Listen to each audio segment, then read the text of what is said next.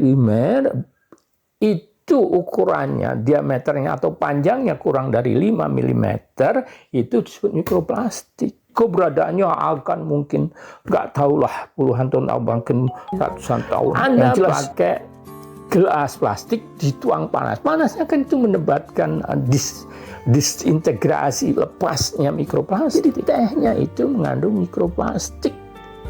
Ya, ingat ya, ini sampai 11,6 bilion mikroplastik per cangkir. Apa proses yang timbul? Apa mekanisme yang timbul akibat sang ibu itu terkena mikroplastik, yaitu oxidative stress. Assalamualaikum warahmatullahi wabarakatuh. Apa kabar saudara-saudara umat manusia di seluruh dunia? Alhamdulillah kita bisa bertemu kembali dengan video edukasi kali ini. Kali ini saya akan berbicara tentang mikroplastik. Ada plastiknya. Yang plastik apa? Kita setiap hari sepertinya tidak bisa hidup tanpa plastik ya. Dan harus tahu ya, plastik itu sudah bisa sintesis. Plastik itu adalah barang sintetis. Plastik yang itu sebenarnya merupakan sebuah polimer, jadi panjang gitu. Nah, yang kita kenal, yang sangat banyak kita gunakan itu ada dua jenis ya, utamanya adalah polyethylene. Kita ingat ya, plastik PE. Yang kedua adalah polipropilen atau PP ya. Nah, kalau kita pakai botol air minum itu dari apa itu? Itu adalah plastik jenis polyethylene, yaitu polimer polyethylene tetrapalat atau PET. Jadi semuanya, belum tas kresek dan sebagainya, atau wadah-wadah gelas, kemudian piring dan sebagainya. Itu banyak sekali yang menggunakan plastik yang dikembangkan dari sumber dua polimer ini, yaitu PE dan PP. Apa itu mikroplastik? Plastik itu kan di polimer ya. Kalau polimer itu ukurannya, diameternya atau panjangnya kurang dari 5 mm, itu disebut mikroplastik. Ya. Itu bisa lebih kecil lagi, makanya ada istilah mikro dan nano. Nanoplastik itu kalau ukurannya 1 nanometer sampai 1 mikrometer. Kalau mikroplastik itu 1 mikrometer sampai 5 mm. Ingat ya, ada nano itu juga plastik. Dan ini enggak degradable, biodegradable. Jadi ini susah dihancurkan di alam. Jadi keberadaannya akan mungkin nggak tahulah puluhan tahun, bahkan ratusan tahun. Yang jelas dia susah atau hampir tidak bisa dihancurkan secara biologis. Dan bentuk potongan plastik yang kecil-kecil itu ya, itu bisa dalam bentuk patahan, bulat, serat atau granul atau kayak pelet lah gitu. Nah, dari mana tadi asalnya? Sebenarnya mikroplastik yang kecil-kecil itu ada yang sengaja dibuat kayak gitu, buat plastik tapi yang ukurannya kecil untuk kebutuhan industri ya, banyak kosmetik, kemudian kebutuhan pribadi kita itu yang menggunakan itu, dan juga industri yang lain. Yang kedua, dari mana? Plastik, botol plastik, tas kresek, piring, centong dan sebagainya, itu kan gede. Itu kan bisa terdegradasi, bisa cuil, bisa degraded ya, terdegradasi menjadi partikel yang kecil. Anda pakai gelas plastik dituang panas, panasnya kan itu menyebabkan disintegrasi, lepasnya mikroplastik. Jadi itulah yang disebut dengan sumber sekunder. Ingat, yang pertama tadi yang sengaja dibuat primer itu sumber sekunder. Jadi semua plastik yang ada di rumah kita itu bisa menjadi sumber sekunder dari mikroplastik ya. Ada dua, ada primer dan sekunder.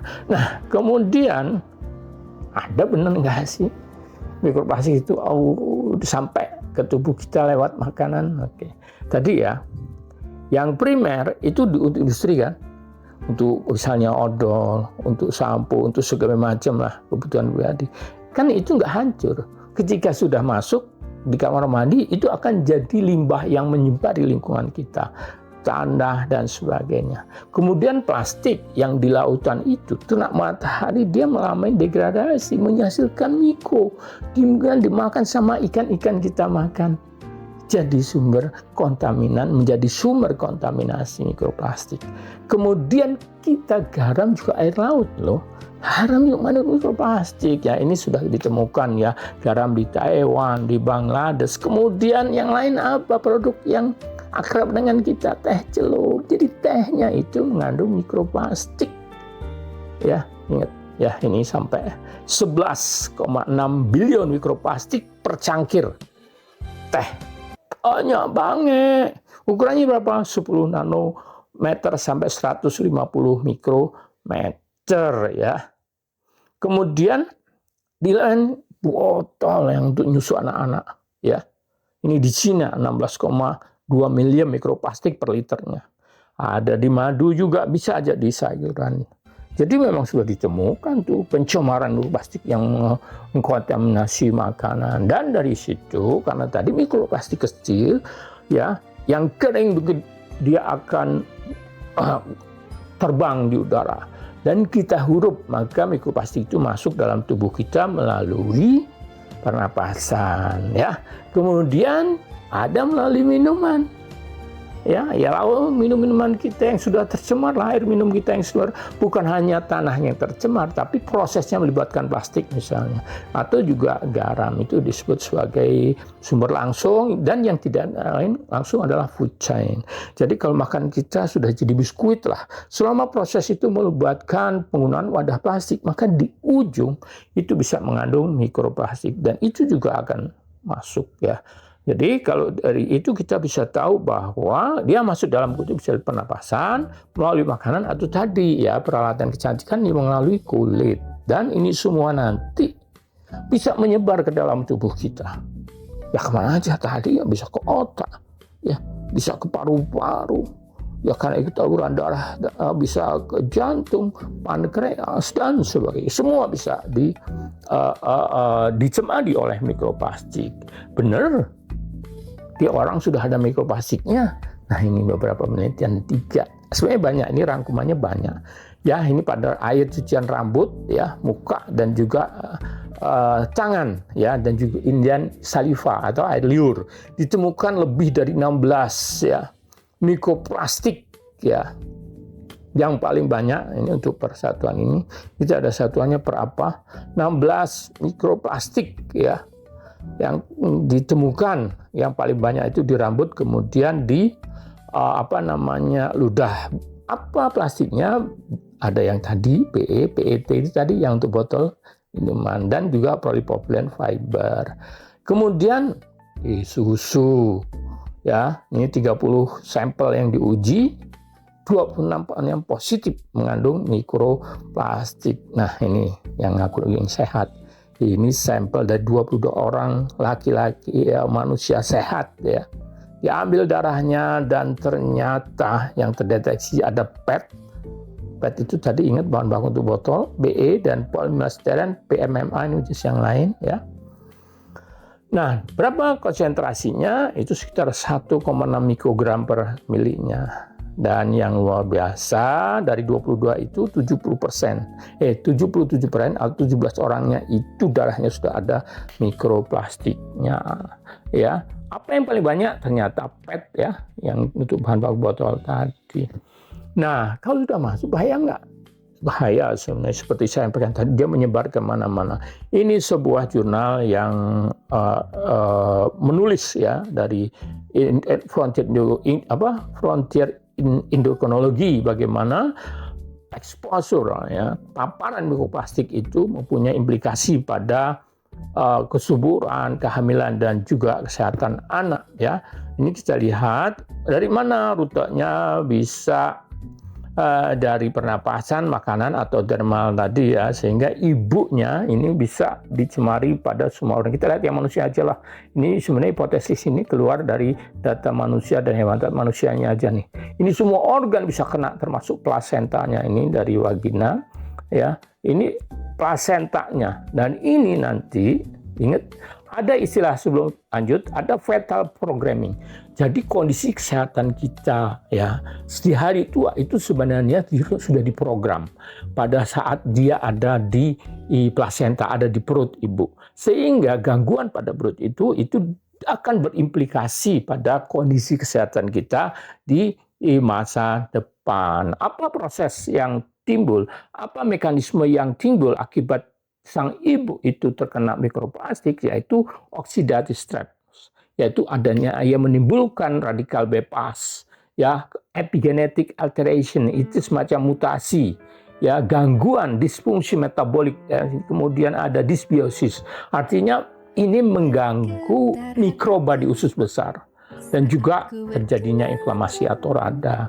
Jangka pendek, ya, paparan pada ibu bayi ini akan menyebabkan gangguan pertumbuhan dari janin jangka pendek. Jangka panjang tadi saya bilang fetal programming. Karena gangguan di janin sudah terganggu, maka resiko mudah terkena penyakit-penyakit kronis, ya, penyakit parah yang menakutkan, apakah jantung, kanker, dan diabetes dan sebagainya di hari tua. Inilah ya dari data-data yang ada yang kemungkinan dampak jangka panjang dari mikroplastik. Bagaimana apa yang dampak? Ya sebaiknya nanti, sekarang ini ada sebuah jurnal bilang nggak mungkin menghindari mikroplastik. Karena itu ke depan mungkin dikurangi dengan mengganti tadi plastik yang nggak bisa didegradasi, dihancurkan dengan plastik yang bisa dihancurkan secara biologis atau yang sering disebut dengan bioplastik. Yang kedua, manajemen limbah plastik, ya, dengan buang sampah sembarangan, pengelolaan yang baik agar tidak menjadi sumber kontaminan. Yang ketiga, kita di rumah hindari sebisa mungkin dengan bahan yang menggunakan plastik, walaupun itu digadang sebagai food grade, karena proses itu bisa mendapatkan deformasi, ya, kerusakan yang melepaskan mikroplastik. Contoh yang tadi ya, yang saya bilang teh celup, ya, di teh sendiri mungkin sudah ada mikroplastik karena sebanyak proses dari kebun itu sudah tercemar. Tetapi teh celupnya, kertasnya itu menjadi sumber mikroplastik yang sangat tinggi tadi. Ya, lalu kan ya jangan teh itu, ya, pakai teh tobruk lah, walaupun ya dengan mengurangi itu dan yang lain-lain, ya, minuman, wadah, ini tahan panas, tetap panas itu akan bisa menyebabkan deformasi, bisa melepaskan mikroplastik. Karena itu usahakan untuk yang dingin, kemudian makanan dingin, minuman dingin kalau menggunakan plastik, sebisa mungkin menghindari plastik. Yang keempat, ya, Allah memberikan tubuh kita dengan sistem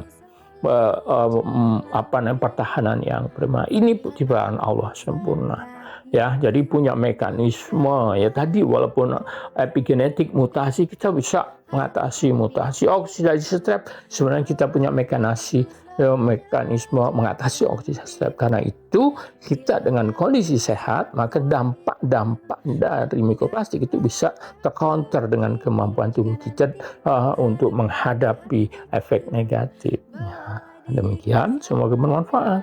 Tolong bagikan ke kawan-kawan, ya, biar tahu dampaknya penggunaan plastik, ya.